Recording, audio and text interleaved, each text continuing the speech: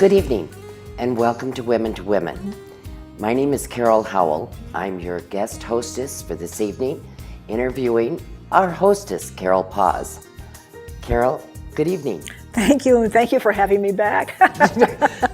First of all, we'd like to thank our sponsors, Carpa Nevada LLC, importer of fine Portuguese olive oils, balsamic vinegar, and international teas, as well as Vila Bass Stelling Cafe, home of Pete's famous chorizo. And so I'm going to turn the show back over to you, Carol, and you can recap however you wish. Well, wonderful, but before you do, I thought it appropriate, since I'm the one asking the questions this evening.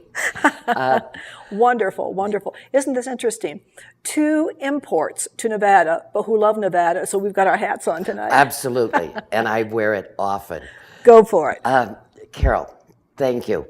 The first episode was very, very interesting. We started off with you as a child, your parents, went through your education, your first love and marriage, life in Iran prior to the revolution. There were so many interesting details, the ambiance, the relationship with your new in-laws, and I think we left just about the time they had colored your hair and put dark makeup on, trying to make you fit in. So let's pick it up from there. All right. Well, under the reign of the Shah, life was, it was full. It was also very cramped because I was not allowed to drive anywhere. So I always had a driver who accompanied me or accompanied myself and our son to the grocery shopping or to a park. Women's movements were fairly restricted underneath the reign of the Shah, and that was not unusual because they really watch very carefully the movement of their women, of their wives, their sisters, their daughters. All females in the family are closely protected, and we live behind the very, very tall walls that surround your homes so that there is no peering, of men's eyes over those walls. You are really kind of ensconced. You're not a cocoon, but you come close to it. You come close to it. So, let me ask, what were they protecting you from? Well, it's considered inappropriate in Middle Eastern cultures, in their societies, for men to look directly into the eyes of a woman. That's a no-no.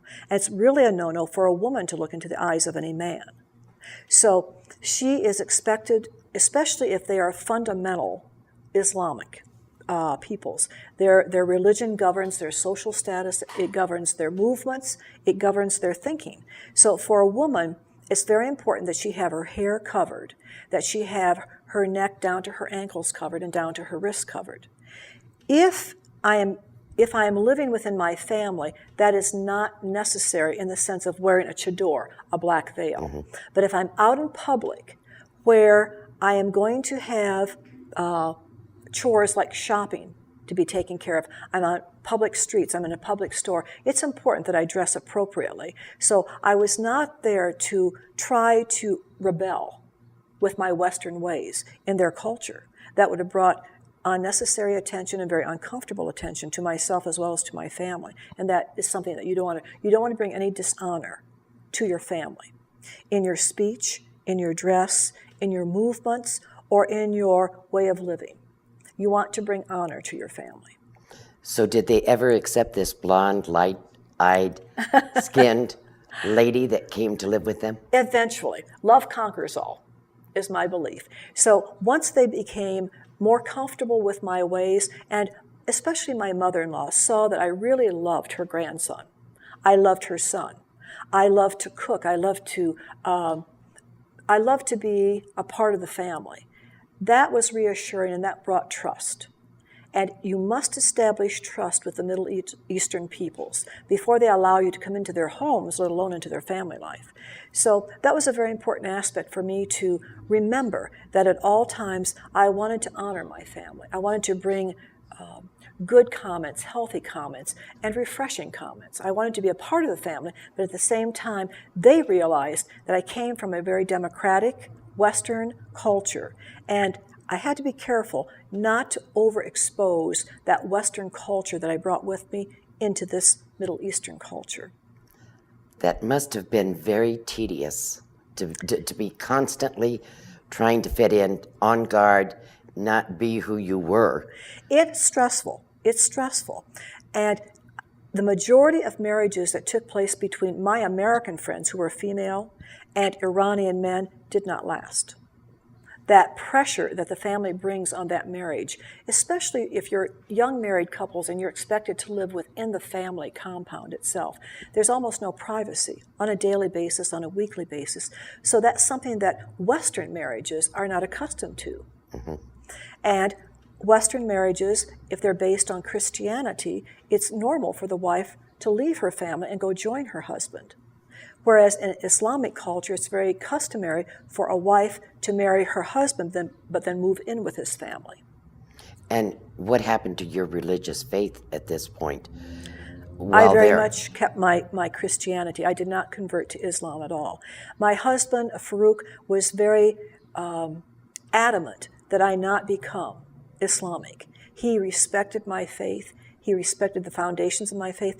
Farouk always believed in God. It was very difficult for him to, even though his mother had raised him in the Islamic faith and the rest of his family followed it, for him there was always this hunger for the West, hunger to know more about who he was as a person, what his purpose was. So I was married in the Christian church in my hometown in Ohio. Then I was married again for political reasons, I would say, legal purposes, in the West Riverside Mosque in New York City. And then I was assured of having all the papers necessary to take with me back to Iran when I finally did go. And then how long did you stay? How long were you there? In Iran? Mm-hmm. I was in Iran from 1975 to 1979 in terms of living there on a permanent basis. When the revolution came, it was violent. I heard the executions taking place right out of my kitchen window. We were living in a very nice section up in the mountain area where the Shah's palace, the home of his mother, was, but I also lived close to Evin prison, which was where the political prisoners were kept, and others who were in any way connected to underground or activities that could dislodge the Shah. And of course, during the days of Khomeini, Evin prison became another source of habitation for all those who were against Khomeini. They were Shah people. So the executions went on day and night, day and night, day and night. I heard those gunshots. And it became apparent that as violent as the city of Tehran was, they were burning all things Western, that Farouk wanted to get Kamran and myself out of that country and into safety. And that was a hard thing to do at that time. Some people were escaping through the mountains of Afghanistan. They were going into Pakistan. They were going into Turkey. They were on foot. They were on horseback. It was a very tumultuous time in our lives. And some of the things that I'm saying right now, I would not have said 15 years ago. Why is that? Because I have family that are still back there. Okay. And I respect their reasons for going back. I respect their reasons for choosing to live there. And I would not want to see them hurt in any way, because their culture, the Iranian culture, the Persian culture is deep. It's 2,500 years old. And I have seen those villages. I have seen that legacy that is still there, that attests to the history of the people, their poetry, their literature, their science, their mathematics. They're very gifted people in so many ways. So for myself and my family, it was imperative that we come out. And Farouk took us to Germany, not by himself. He sent us out undercover, and I would not be, even at this late stage. The revolution happened in 1979 and 1980, and here it is, 2012. And we're still feeling the effects of it, everybody that was involved. So when I went to Germany with Kamran, I thought I was only going there for a short period of time. I would be returning to Tehran. That's where our house was. That's where the school that I was signed up to teach in, the international school. That's where I had made my home. I had come to think of it as home. So as time went on and the violence increased and executions increased, and it became apparent that we were going to have to make a decision if my husband could get out of Iran to help us make that decision. He came out on a visa for 10 days to Germany, and he was in the construction business. He was with a very large construction company. He worked with the Turkish workers. He did a lot of the contract negotiations. He was fluent in English. He was fluent in Farsi. He was fluent in Turkish. So he was very much needed where he was, yet at the same time, he was torn. Do I leave my family, my father, my mother? Do I leave my cousins? Do I leave my extended family and go to Carol in Germany and to Kamran in Germany? Or do I leave Iran and never come back, perhaps, and maybe I will never see my father or my mother again? Those were the kinds of decisions that lots and lots of families were making. So he came out with the intent of going back. He came out with the intent that Kamran and I would continue to live in Germany. But once out, his family talked and talked to him and finally persuaded him that his future was not back in Iran. It was either in Germany or someplace else. So he went, he stayed in Germany. He sent Kamran and I on to the United States. So we were separated again for a period of time. When he could, he joined us in the United States. And we started life over again without a penny to our name, without any clothing on our back, without any place to live, without what the world would say, without much of a foundation. And yet, God is so good. I could look back and see how out of a violent city like Tehran, they set the Khomeini peoples and those who were trying to overthrow the Shah, set the school on fire where we were teaching. Mm-hmm. On the day that I was there, all the children were there, and we had to escape out of the back windows and find our way because they had sabotaged the highways. They'd overturned trucks, jeeps, cars. They had tires that were piled up. They were being burned. There was smoke all over Tehran. They were burning anything that was Western. Did you not realize, you said you wanted to go back because you had considered that your home? Yes. Did the general population not realize the Shah was going to be ousted and replaced and a whole new regime take place? I believe William O'Sullivan, who was the ambassador from the United States to Iran at that time, spoke on several occasions to try and give us reassurance that stability would return. Certainly if the Shah had to leave for a period of time.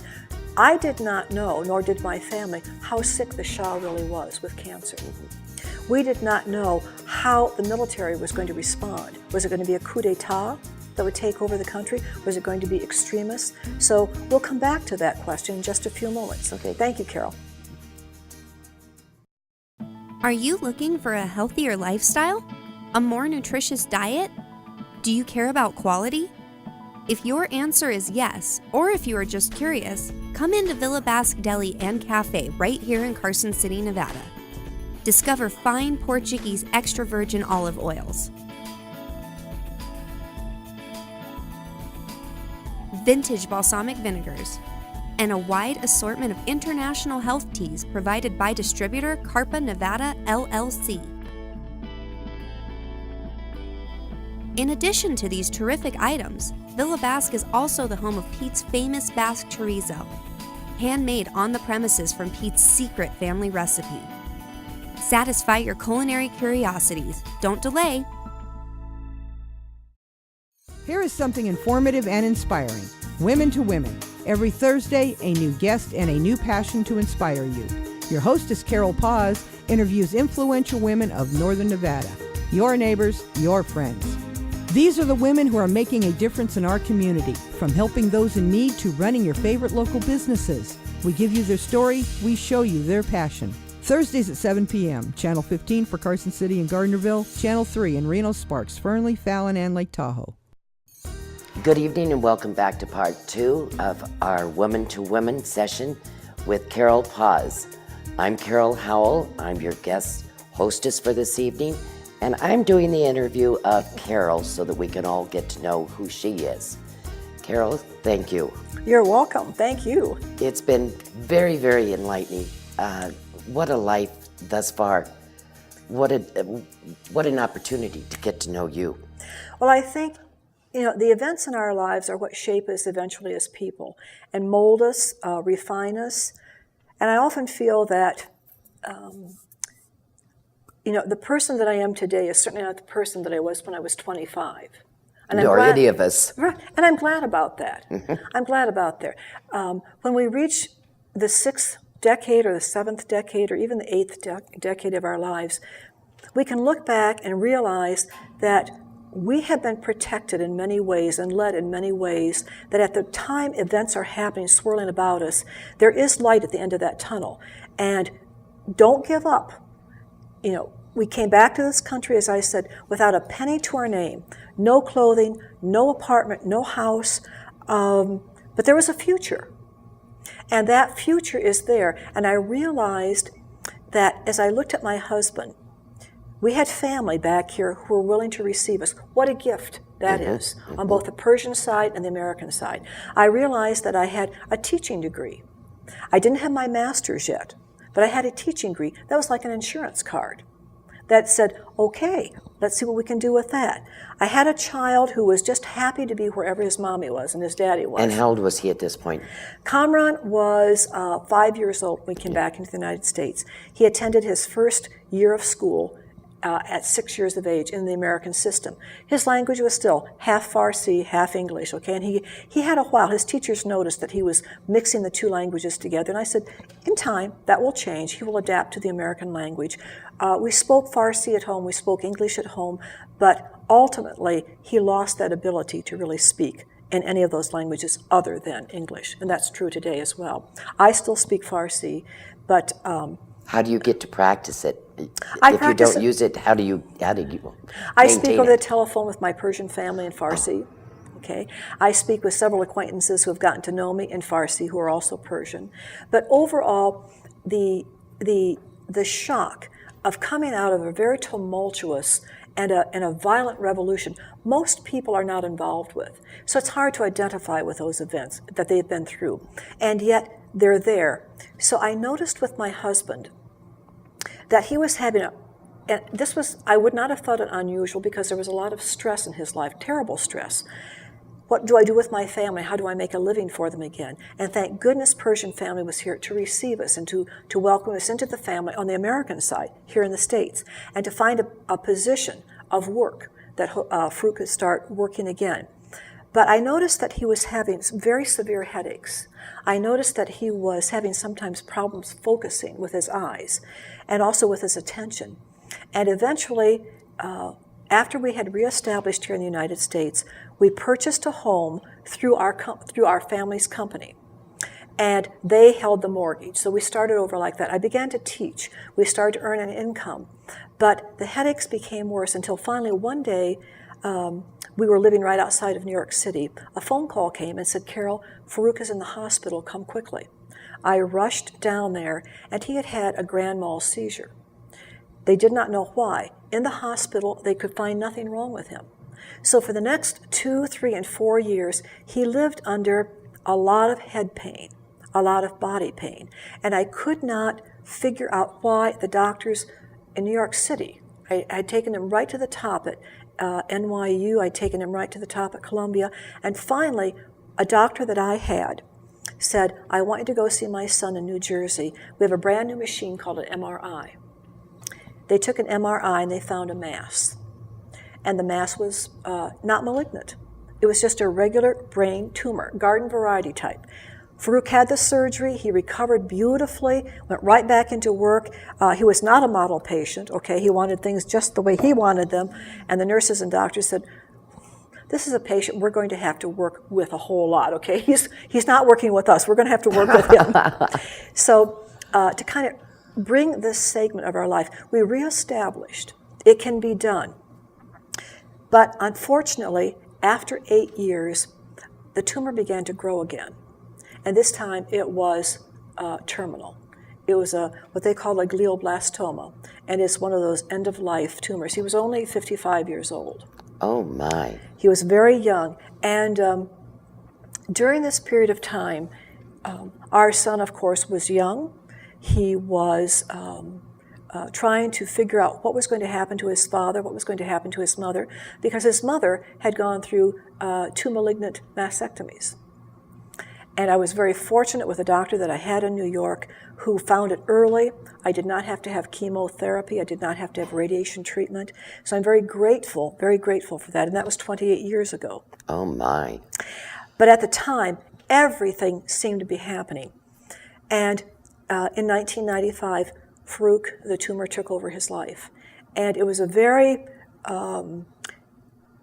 it was the, I guess what Shakespeare would call, and some of our other great writers of the past, it was a bittersweet moment, because he had handled his illness with such grace, and in his illness, and here I'm probably going to shed a tear, he came full circle to Christ. He had been searching all of his life for the truth of faith, and so many people contributed to that, so many people. But he was able to establish such a grace during the period of time when he could not walk, he could talk, he could not see, he could hear.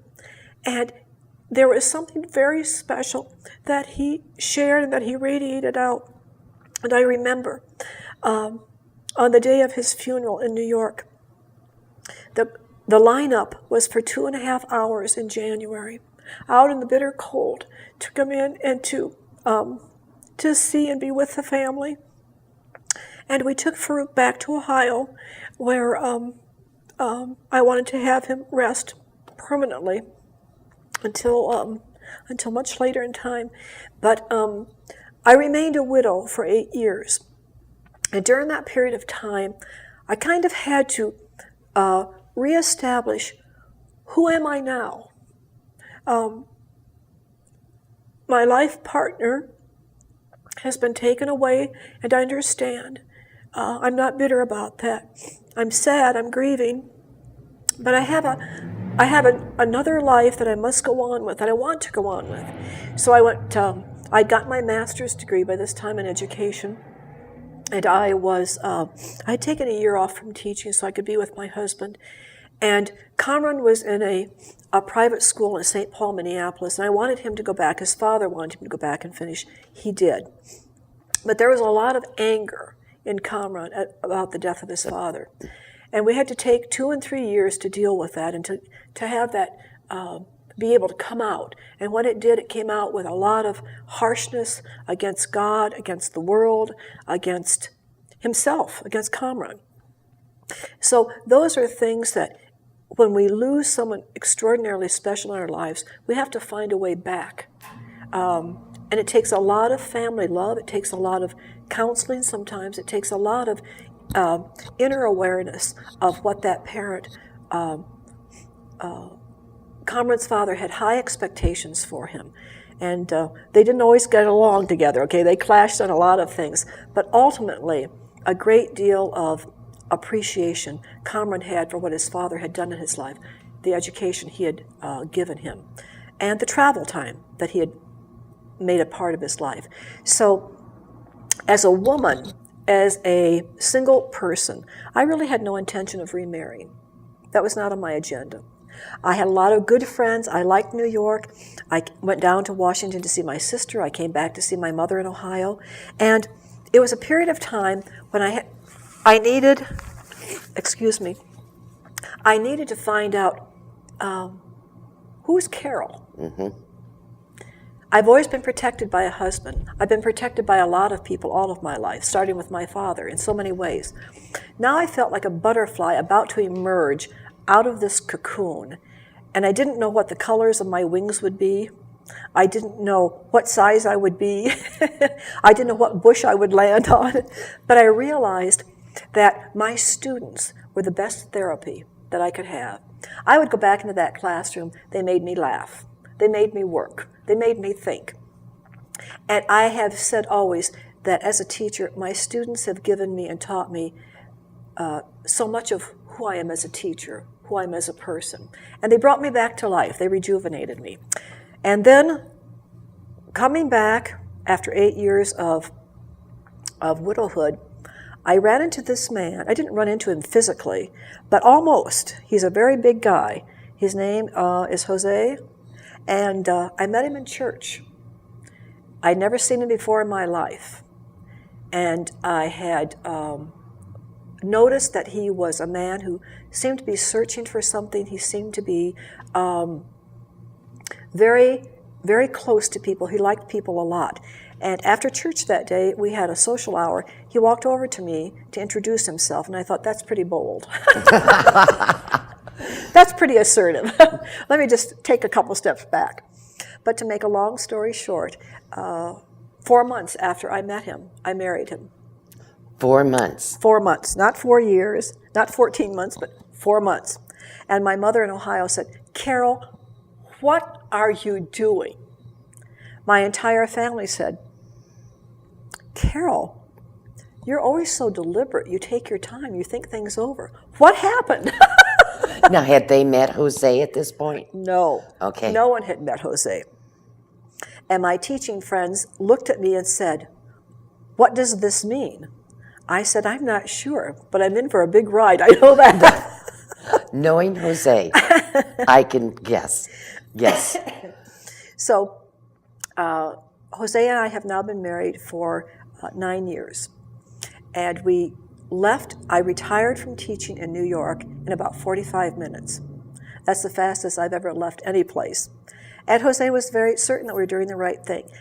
We came from New York, and eventually he started to establish a business, a very nice business, a perfume business in Ohio. And when I retired, after I finished that year of teaching, I joined him in Ohio. We were in that business for 6 years, and we went back and forth. We traveled all over for perfumes, and we handled, I would say, an inventory of close to $2.5 to $3 million worth of perfumes. Any perfume you wanted, we tried to find it for you. It was really a beautiful store. And then one day, Jose said to me, Carol, get ready. And I thought, what is it this time? I knew we were going someplace, but I certainly didn't think we were leaving the store. We were coming to Carson City, Nevada. I didn't know that. He knew it. And here we are. We have been in Carson City now for 2 years. We sold most of the business back in Ohio. And I have felt that I have actually come home. I have come home in many ways.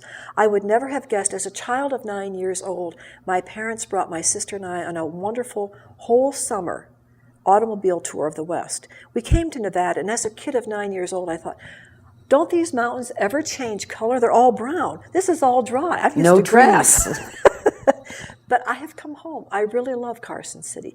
There is a uniqueness, a spaciousness about it, that my personality, which requires privacy much of the time, space to go out, space to see, places to fish. I love to fish.